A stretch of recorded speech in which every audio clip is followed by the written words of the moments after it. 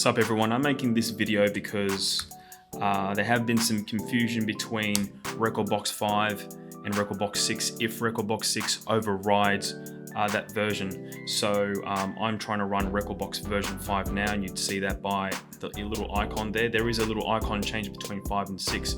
So you see here I'm currently on 5.8.4. The next update is 5.8.5. It doesn't show you a version 6.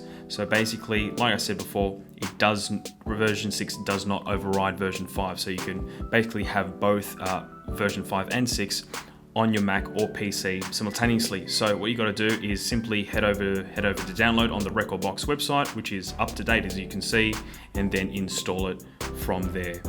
And if you see here, I've typed in rekordbox showing both versions 5 and 6. So hopefully that irons out all the confusion.